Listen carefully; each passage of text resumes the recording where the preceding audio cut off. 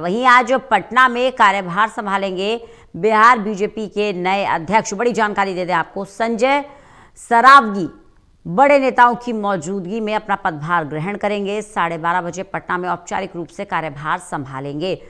ललित नारायण कांडपाल हमारे साथ, हमारे असिस्टेंट एडिटर लगातार बने हुए हैं। ललित, भारतीय जनता पार्टी एक के बाद एक बड़े फैसले ले रही है और इसी कड़ी में जब नए बिहार बीजेपी अध्यक्ष का ऐलान हुआ है तो आज औपचारिक रूप से अपना कार्यभार भी संजय संभाल लेंगे। क्या ज्यादा जानकारी? देखिए, बिल्कुल आज जो है बिहार बीजेपी अध्यक्ष की नियुक्ति हुई है। जिस दिन भारतीय जनता पार्टी ने अपने राष्ट्रीय अध्यक्ष की नियुक्ति की थी, ठीक उसके अगले दिन जो है भारतीय जनता पार्टी ने बिहार के लिए नए प्रदेश अध्यक्ष की भी घोषणा की थी।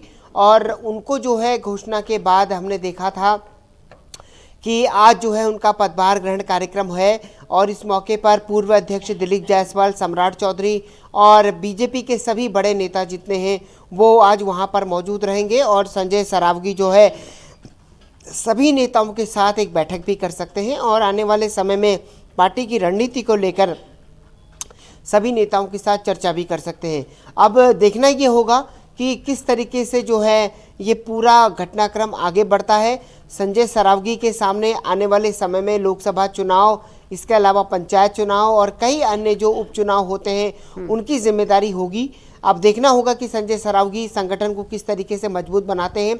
इससे पहले हमने देखा कि दिलीप जायसवाल के नेतृत्व में जब पिछला चुनाव हुआ तो विधानसभा चुनाव में भारतीय जनता पार्टी सबसे बड़ी पार्टी बनकर सामने आई और तकरीबन 101 सीटें लड़ने के बावजूद पार्टी 89 सीटें जीतने में कामयाब रही। तो पार्टी का स्ट्राइक रेट बेहद शानदार रहा। अब कुल मिलाकर अब संजय सरावगी के हाथों में कमान है। देखना होगा बिहार बीजेपी को वो और कितना आगे लेकर जाते हैं।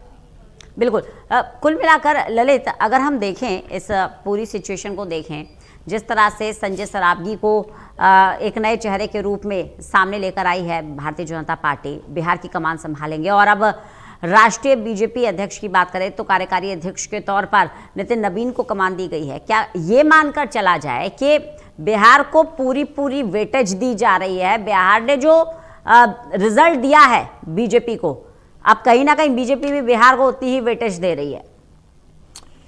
देखिए रंजना, अगर इसको थोड़ा सा लॉन्ग टर्म में समझा जाए तो भारतीय जनता पार्टी अपने नए राष्ट्रीय अध्यक्ष की तलाश पिछले लंबे समय से कर रही थी और इतने लंबे समय से कर रही थी कि वो एक मुद्दा बन गया था।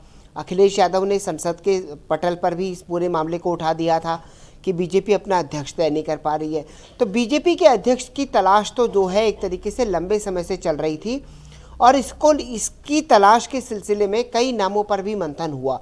तो भारतीय जनता पार्टी के शीर्ष नेतृत्व से लेकर संघ के कई शीर्ष नेतृत्व ने जो है शीर्ष नेतृत्व पर इस पर विचार विमर्श करके सलाह मशवरा करके आखिरकार ये नाम तब फाइनल हुआ है।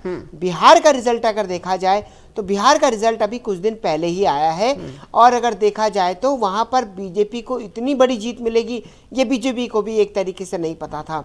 तो कुल मिलाकर के अगर कहा जाए कि जीत का तोहफा मिला है बिहार को, ये तो नहीं कहा जा सकता, लेकिन हाँ इतना जरूर कहा जा सकता है कि भारतीय जनता पार्टी ने इस बार जो है एक युवा पर जो दांव लगाया है, एक युवा को जो कमान दी है, वो पार्टी ने बहुत दूरदर्शी सोच के साथ दी है और पार्टी ने आने वाले समय में अपनी नेक्स्ट जनरेशन को और आगे लाने के मकसद से ये पूरी कवायद की है। अब देखना ये होगा कि नितिन नवीन के कंधों पर जो जिम्मेदारी मिली है और भारतीय जनता पार्टी के इतिहास में वो पहले ऐसे अध्यक्ष हैं जो कि 45 साल की उम्र में अध्यक्ष बनने जा रहे हैं। तो ऐसे में वो कितना सफल होते हैं, कितने नए प्रयोग करते हैं, किस किस तरह के प्रयोग करते हैं, इस पर जो है सबकी नज़र रहेगी। बिल्कुल ललित, अगर हम संजय सरावगी की बात करें तो अब बिहार बीजेपी की कमान उन्हें मिल गई है और आपको याद होगा प्रधानमंत्री नरेंद्र मोदी का वो बयान जिसमें उन्होंने कहा था कि गंगा बिहार के बाद बंगाल जाती है।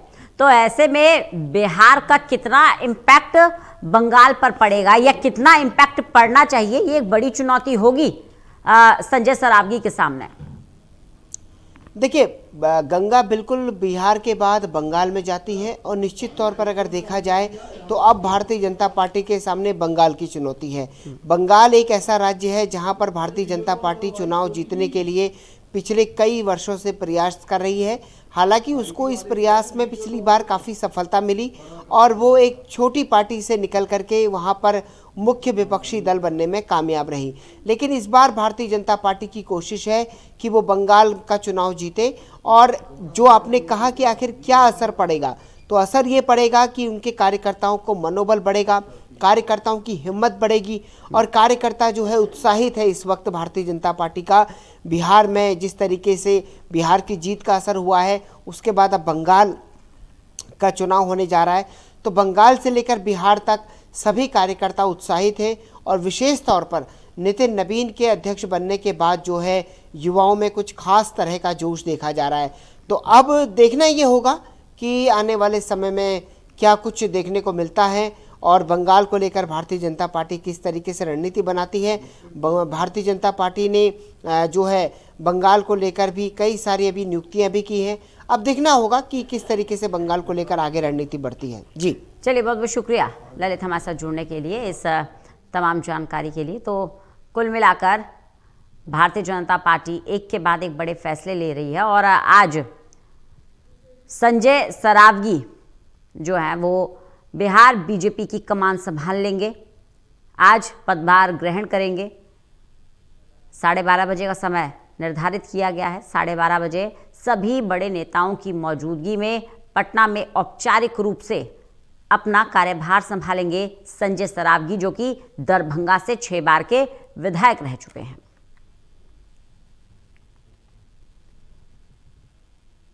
तो बीजेपी एक के बाद एक बड़े फैसले ले रही है और जिस तरह से बिहार में भारतीय जनता पार्टी को जनाधार मिला है, जो जीत मिली है, उस अप्रत्याशित जीत के बाद जनता में वही विश्वास कायम रहे। ये बड़ी जिम्मेदारी होगी संजय सरावगी की कि उसी विश्वास को बनाए रखें।